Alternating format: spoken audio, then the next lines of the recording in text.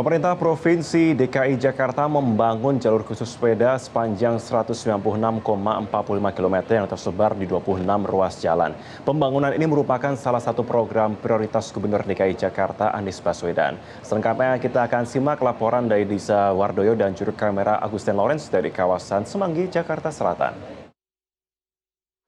Pemerintah Provinsi DKI Jakarta secara berkelanjutan membangun jalur khusus sepeda sepanjang hampir 200 km atau tepatnya 196,45 km yang tersebar di 26 ruas jalan di DKI Jakarta. Salah satunya adalah di kawasan Semanggi, Jakarta Selatan. Jalur khusus sepeda ini juga terbagi menjadi beberapa jenis. Yang pertama yakni jalur baru yang dibatasi dengan stick cone sepanjang kurang lebihnya 40 km. Kemudian ada juga jalur berbagi yang dibatasi dengan marka atau paku jalan sepanjang kurang lebih 154 km, serta jalur khusus sepeda di trotoar sepanjang kurang lebih 1,5 km. Pembangunan jalur khusus sepeda ini juga merupakan salah satu program prioritas dari Gubernur DKI Jakarta Anies Baswedan. Area Semanggi ini merupakan salah satu kawasan taman area hijau yang selama beberapa dekade hanya dapat dilalui oleh para pengendara kendaraan bermotor saja. Para pejalan kaki maupun pengendara sepeda selama ini tidak dapat berlalu lalang di kawasan ini secara leluasa.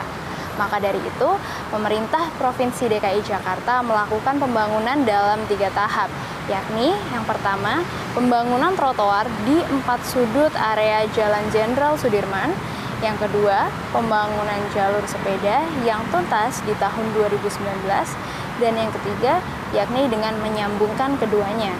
Setelah tertunda karena pandemi COVID-19, di tahun 2022 ini akhirnya telah berhasil dibangun jalur sepeda dan skybridge yang semakin memudahkan pengguna sepeda dan pejalan kaki untuk melintasi kawasan Semanggi dan sekitarnya.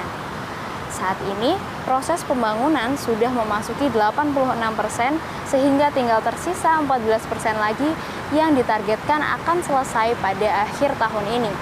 Adapun salah satu fasilitas yang masih dalam tahap pembangunan adalah toilet di kawasan Semanggi ini.